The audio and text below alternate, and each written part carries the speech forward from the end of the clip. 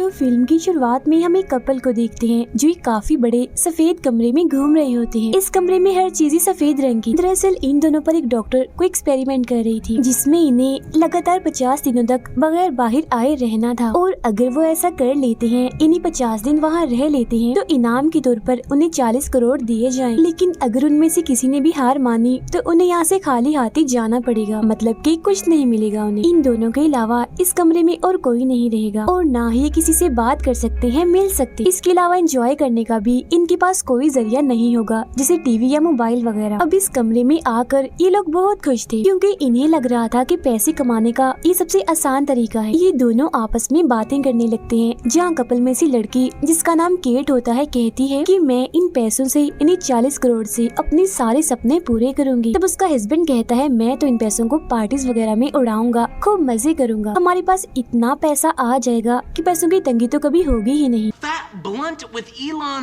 कुछ वक्त के बाद इन्हें एक रोबोट डिवाइस की आवाज आती है जो इन्हें यहाँ रहने के असूल बताने लगती है कि उन्हें यहाँ कैसे रहना है, किस किस चीज का ख्याल रखना है और क्या नहीं करना ये भी बताती है। इस कमरे में सिर्फ एक बेड, एक बेंच और एक आम सा बाथरूम था। इसके अलावा दीवार पर एक छोटी सी स्क्रीन भी लगी हुई थी जिसके अंदर भी इस कमरे में रहने के सारे असूल लिखे हुए थे, जिनमें से एक ये भी था कि एक वक्त में सिर्फ एक ही इंसान वॉशरूम इस्तेमाल कर सकता है। यहाँ दीवार पर एक लाल बटन भी था जिसे दबाकर कोई भी इंसान हार मानकर यहाँ से बाहर जा सकता था। साथ ही स्क्रीन को दबाकर वो अपने लिए खाने पीने का सामान भी मंगवा सकते थे। इसके अलावा वहाँ एक काफी बड़ी घड़ी भी लगी हुई थी जिसमें उनकी 50 दिनों का टाइमर चल रहा था और यहाँ इनके लिए एक काफी बड़ा सा बॉक्स भी आता है जिसमें इनके रोजाना के खाने पीने का सामान था। रात होने पर कमरे की लाइट्स खुद ब खुद बंद हो जाती थी और सुबह होने पर जल भी जाती थी। वो रोबोट डिवाइस उन्हें हर बार ऐलान करके ये बताती रहती है कि इस वक्त क्या टाइम हो रहा है और सुबह हो रही है या शाम या फिर रात, जो बताने का मकसद ये था कि अब रात हो गई है, आप लोगों को आराम करना चाहिए। उन्हें यहाँ ये सहूलत भी दी गई थी कि वो अलार्म भी लगा सकती थी। केट का हस्बैंड माइक यहाँ ऐसे रहने लगता है जैसे उसकी छुट्टियाँ चल रही हों, इसीलिए हर रात वो देर से सोता था, जबकि केट तो अलार्म लगाती है ताकि वो सुबह जल्दी उठ सके और अपनी रूटीन बनाए जिसके जरिए आसानी से 50 दिनों का ये टाइम गुजर जाए। और वो लोग अपनी पहली रात इस कमरे में गुजारते हैं। सुबह होती है तो केट नहाने के लिए जाती है। वो शीशे में खुद को देखकर कहती है कि चाहे कुछ भी हो जाए, हमें 50 दिन यहाँ गुजार कर इस चैलेंज, इस शर्त को जीतना है। नहाकर वो अपने कपड़े धोने के लिए लॉन्ड्री में डाल देती है। तब पहनने के लिए भी उन्हें सादे से कपड़े ही दिए जाते हैं, लेकिन वो रंगीन थे। तब वो लोग आपस में हंसी मजाक करते हुए कहते हैं कि चलो शुक्र है कम से कम हमें रंगीन कपड़े तो मिले। अब कुछ वक्त के बाद केट माइक से कहती है कि आखिर वो डॉक्टर ये एक्सपेरिमेंट कर क्यों रही है, जिस पर माइक कहता है मुझे खुद इस बारे में नहीं पता, मैं बस इतना जानता हूँ कि हमने 50 दिन यहाँ रहना है और अपना 40 करोड़ का इनाम पाना।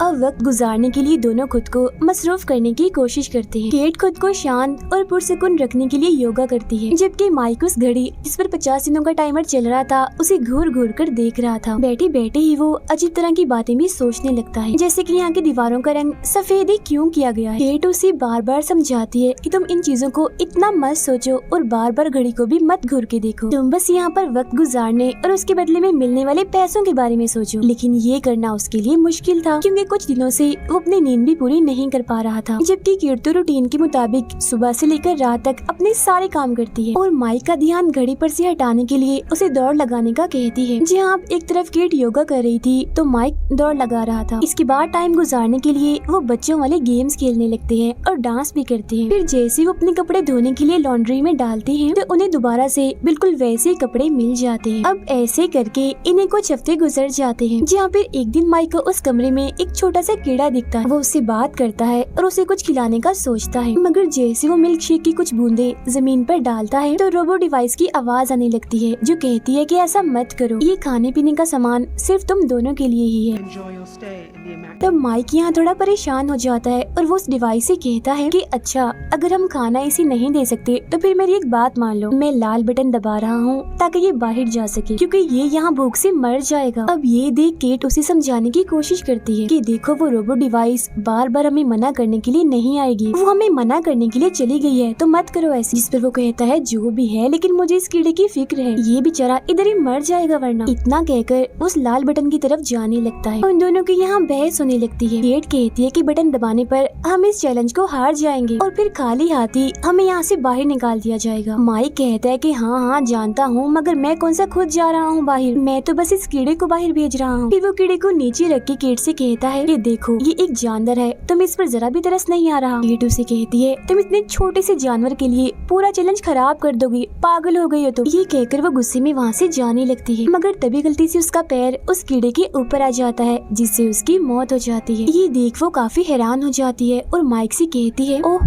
आई एम सॉरी, ये गलती से हो गया, मैंने जानबूझ के नहीं किया। मगर माइक उसकी बातों का यकीन नहीं करता और एक कोने में जाके बैठ जाता है और अपना पूरा ही दिन वहाँ गुजार देता है। अब इस कमरे के असूल के मुताबिक वो अपने टाइम में सिर्फ 2 चीजें खरीद सकते थे, जो कि बाहर से आएंगी और उसके पैसे इनके पैसों में से काटे जाएंगे, जो काफी ज्यादा होंगे। इसीलिए माइक केट से कहता है कि मैं हमारी पहली चीज मंगवा रहा हूँ, लेकिन वो उसे मना कर देती है और याद दिलाती है कि अगर हमने बाहर से कुछ मंगवाया तो याद है ना कितने सारे पैसे भरने पड़ेंगे, पूरे $1 लाख, तो प्लीज मत करो ऐसा। मगर इसके बावजूद भी माइक उसकी बात नहीं मानता और अपनी पहली चीज लेने चला जाता है, जहाँ उसे हरे रंग का चौक मिलता है, जो देख माइक कहता है ओह ये क्या मिल गया, इससे तो मेरा कुछ होने वाला नहीं है, लेकिन कम से कम दीवारों पर ड्राइंग बनाकर टाइम तो पास कर ही सकता। केट जब उसे ड्राइंग बनाते हुए देखती है तो कहती है चलो मेरी ड्राइंग बनाओ। तब माइक उसकी ड्राइंग बनाने लगता है, मगर कुछ वक्त के बाद केट बोर होकर यहाँ से चली जाती है। लेकिन वो तो ड्राइंग तब तक बनाता रहता है जब तक कि वो इस चौक को खत्म न कर देता। इस तरह से वो पूरे वॉशरूम और बाहर की दीवार पर काफी सारी ड्राइंग्स बना देता है। फिर कुछ वक्त के बाद केट माइक के पास आकर अपने बुरे बर्ताव के लिए माफी मांगती है। और अब यहाँ इनके पास अच्छी बात ये थी कि 50 में से सिर्फ अब 20 दिन ही बाकी बचे थे। अब एक सुबह केट को वॉशरूम में से एक गन मिलती है, जिसे देख दोनों हैरान परेशान हो जाते हैं कि आखिर ये यहाँ कैसे आई। मगर फिर वो उसे वहाँ से उठाकर बेड के नीचे छुपा देती है, क्योंकि डिवाइस ने कहा था कि लॉन्ड्री में कपड़ों के अलावा और कोई चीज नहीं डालनी। कुछ दिन के बाद इन्हें एक छोटा सा गिफ्ट दिया जाता है, जिसमें इन्हें इनकी फैमिलीज की वीडियो मैसेजेस दिखाए जाते हैं। माइक अपनी बहन का मैसेज देखता है, जो उसे बताती है कि मैं और मॉम डैड बिल्कुल ठीक है, तो हमारी फिक्र मत करिएगा। अपनी बहन को देखकर माइक काफी खुश हो जाता है। I miss you.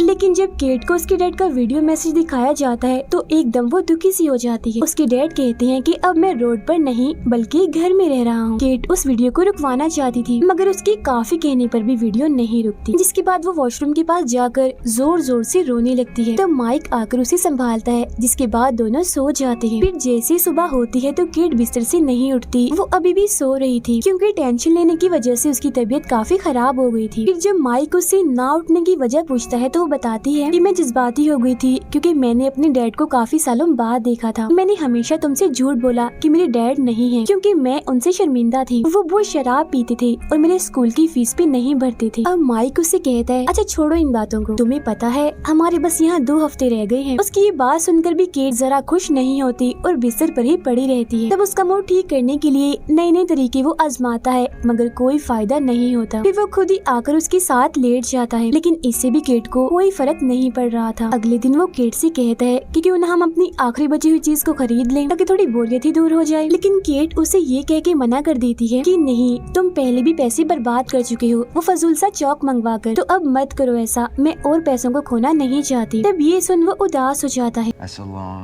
फिर कुछ वक्त के बाद केट बेड से उठकर माइक के पास आती है और कहती है कि मेरी तरफ से इजाजत है, तुम दूसरी चीज मंगवा सकते हो, फिर चाहे हमारे जितनी मर्जी पैसों का नुकसान ही क्यों ना हो जाए। फिर जैसे ही माइक दूसरी चीज मंगवाने के लिए स्क्रीन पर हाथ लगाता है तो फौरन ही उस कमरे का दरवाजा खुल जाता है, जिसके बाद अंदर एक लड़की आती है जिसने कपड़े नहीं पहने होते। जैसे वो अंदर आती है तो माइक उसे देखकर काफी हैरान रह जाता है। वो बताती है कि मैं भी नहीं जानती कि मुझे यहाँ क्यों भेजा गया है, मुझे बस इस काम के पैसे मिले हैं और मुझे इस कमरे में आप लोगों के साथ सिर्फ 24 घंटे ही गुजारने हैं। केट उसे ऐसे देखकर माइक से कहती है कि तुम अपनी टी शर्ट उतार कर इसे दे दो, ताकि वो थोड़ा बहुत खुद को ढक सके। वो लड़की दीवार पर जब माइक की ड्राइंग्स देखती है तो तारीफ कर देती है, जो देख केट को गुस्सा आने लगता है। रात होने पर माइक दोनों लड़कियों को बेड पर सोने का कहता है और खुद जमीन पे जाके सो जाता है। मगर वो लड़की माइक के साथ अजीबोगरीब हरकतें करने लगती है, जिससे केट को बहुत गुस्सा आता है और वो माइक को भी अपने साथ बेड पर ही सुला लेती है। खुद वो इन दोनों के बीच सोती है। सारी रात उसे चैन से नींद नहीं आती और उस लड़की से चिढ़ होने लगती। फिर सुबह जब वो उठती है तो देखती है कि वो लड़की बेड पर नहीं है। वो सोचती है कि शायद वो चली गई, मगर जब वो वॉशरूम जाती है तो पता चलता है कि वो लड़की अभी गई नहीं है बल्कि वॉशरूम में ही है, नहा रही थी। उसने दोबारा से अपने कपड़े उतार दिए थे। अब केट ना चाहते हुए भी चुप रहती है और मजीद उसे बर्दाश्त करती रहती है। इसके बाद वो तीनों उस कमरे में यहाँ वहाँ डांस करने लगते हैं। ऐसा करने से माइक को इतना मजा आता है कि वो ख्यालों की दुनिया में चला जाता है, जहाँ वो अपने चारों तरफ काले रंग को देखता है, जिसके फौरन बाद वो खुद को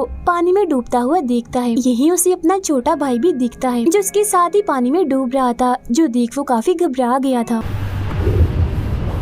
तभी फौरन वहाँ केट और वो लड़की आकर माइक को होश मिलाती है, लेकिन वो अभी भी घबराया हुआ था और रोने लगता है। बार बार वो एक ही बात कह रहा था कि प्लीज मेरे छोटे भाई को डूबने से बचा लो। तब केट उसे संभालती है और बेड पर ले जाकर सुला देती है। जिसके बाद वो लड़की केट से पूछती है कि तुम और माइक कैसे मिले थे। तब वो बताती है कि मैं और माइक बारिश में मिले थे, मेरे पास छतरी नहीं थी तो माइक ने आकर मुझे भीगने से बचाया। अब ऐसे बैठकर वो काफी देर तक बातें करती रहती है। कुछ वक्त के बाद माइक जाग जाता है और उस लड़की के पास जाके बैठ जाता है जहाँ इस वक्त केट नहीं थी। दोनों यहाँ अपनी अपनी जिंदगी के बारे में बातें करने लगते हैं। वो लड़की बताती है कि बचपन में ही मैंने अपनी माँ को खो दिया था। फिर दोनों अपनी अपनी फैमिलीज के दुख एक दूसरे को बताकर एक दूसरे का सहारा बनते हैं और काफी अच्छी उनकी दोस्ती हो जाती है। तब वो लड़की माइक का हाथ पकड़कर उसका मुंह ठीक करने और खुद को संभालने का कहती है। तब इतने ही देर में पीछे से केट आ जाती है और दोनों को एक दूसरे का हाथ पकड़े हुए देख लेती है। ये देखकर तो उसका गुस्सा काफी बढ़ जाता है, क्योंकि वो काफी टाइम से ही उन दोनों की नजदीकियों को बर्दाश्त कर रही थी। वो गुस्से में उस लड़की से कहती है कि तुम शुरू से ही मेरे हस्बैंड को फंसाने के चक्कर में हो और मुझसे उसे छीनना चाहती हो। ये सुन वो लड़की भी केट पर गुस्सा करने लगती है और कहती है कि तुम कितनी अजीब औरत हो, अपने हस्बैंड पर जरा भी यकीन नहीं है तुम्हें, अफसोस है। अब इसके बाद दोनों की बहस बढ़ जाती है और एक दूसरे पर वो चिल्लाने लगती है। तब तंग आकर माइक इन दोनों पर चिल्लाता है और चुप होने का कहता है, जिसके बाद वो यहाँ से जाने लगता है। फिर अगली सुबह जब वो जागती है तो माइक कुछ ठीक महसूस नहीं कर रहा था, उसकी तबीयत खराब लग रही थी। वो लड़की भी इस कमरे से जा चुकी थी, मगर जाते जाते वो दीवार पर माइक के लिए एक मैसेज लिखे गई थी। लिखा था कि आज से पहले मुझे कभी भी किसी ने इतना प्यार नहीं किया जितना तुमने किया माइक। केट ये मैसेज माइक को दिखाकर उस पर गुस्सा करने लगती है और कहती है कि तुम एक नंबर के धोखेबाज इंसान हो, मुझे भी तुम धोखा ही दे रहे थे ना। जिस सुन माइक कहता है कि ऐसा कुछ नहीं है, उसने जो भी लिखा है वो सब झूठ है। इस कमरे में ये सब कुछ जानबूझकर किया जा रहा है ताकि हम दोनों की आपस में लड़ाई हो और हम हार मान लें। मगर फिर भी केट उसकी एक नहीं सुनती और उसे धक्का मार देती है, जिससे माइक का सर दीवार से टकरा जाता है और उसका खून बहने लगता है। ये देख माइक को गुस्सा आ गया था। वो केट से दूर चला जाता है और कहता है कि मैंने तुम्हें कभी भी धोखा नहीं दिया, तब भी नहीं जब तुम ये शहर छोड़कर चली गई थी। मैंने हमेशा यही चाहा कि तुम खुद को अकेला महसूस ना करो और खुश रहो, जिस वजह से मैंने अपने दोस्तों से भी मिलना छोड़ दिया और तुम्हें टाइम दिया। मैंने अपनी पढ़ाई तक छोड़ दी और तब भी तुम्हारा साथ नहीं छोड़ा जब तुम टेंशन में रहती हो। और इन सब के बदले मुझे क्या मिला? तुम्हारा शक और नफरत। जो सुन केट को शर्मिंदगी होती है।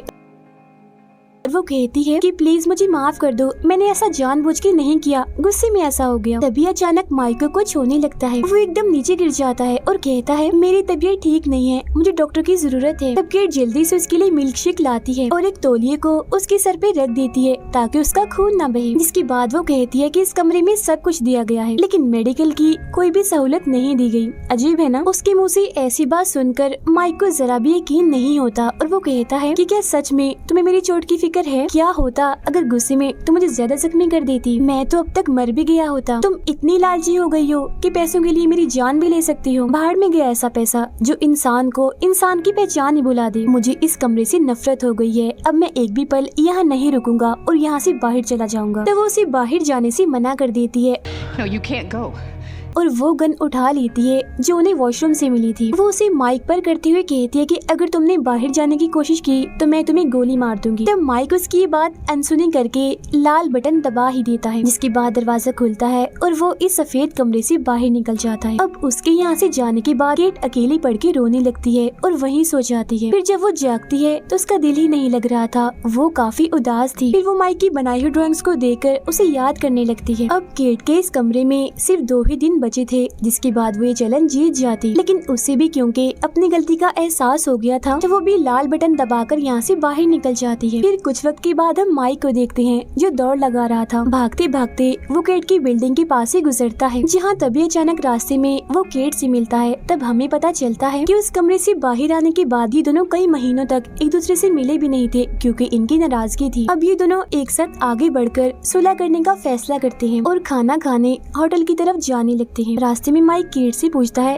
क्या तुमने वो चैलेंज पूरा कर लिया था या पहले ही लाल बटन को दबाकर तुम बाहर आ गई थी? जिस पर वो कुछ नहीं बोलती और चुप रहती है। कहती है, मैंने वहाँ तुम्हारे साथ काफी गलत बर्ताव किया, तो प्लीज मुझे माफ कर दो। फिर जब ये दोनों यहाँ से चले जाते हैं तब एक बिल्डिंग पर लिखे नोट को हम देखते हैं, जिस पर लिखा हुआ था कि ये कमरा एक बहुत ही बड़े आदमी ने बनाया था, लेकिन वो कौन था ये पता नहीं चल पाता। लेकिन उसके मुताबिक हम ये कह सकते हैं कि लालच इंसान को कभी नहीं करना चाहिए, क्योंकि लालच हमेशा बुराई की तरफ ले जाता है, जिसमें हम अपने किसी खास को भी खो सकते हैं। जैसे कुछ वक्त के लिए माइक और केट ने एक दूसरे को खो दिया था। उस आदमी का इस कमरे को बनाने का ये मकसद हो सकता है कि इंसान को लालच देकर सुधारा जाए, क्योंकि जब इंसान यहाँ साथ वक्त गुजारेंगे तो उनके अंदर की भी बहुत सी बातें बाहर आएंगी। फिर जब लालच का पर्दा उनकी आंखों पर से हटेगा, उन्हें अपनी गलती का एहसास होगा, तो वो इसे सीख लेंगे और कभी भी लालच नहीं करेंगे। इसके बाद हमें कपल को उसी कमरे में देखते हैं जो केट और माइक की ही तरह इस चैलेंज को पूरा करने आए थे। वो दोनों भी बिल्कुल वैसे खुश थे जैसे केट और माइक यहाँ आके खुश थे। अब सवाल ये उठता है कि क्या ये दोनों इस चैलेंज को पूरा कर पाएंगे या उन दोनों की ही तरह हार मान के खाली हाथ जाएंगे, या फिर उन्हें भी अपनी गलती का एहसास हो जाएगा। इसी सवाल के साथ ही ये कहानी इधर ही खत्म हो जाती है।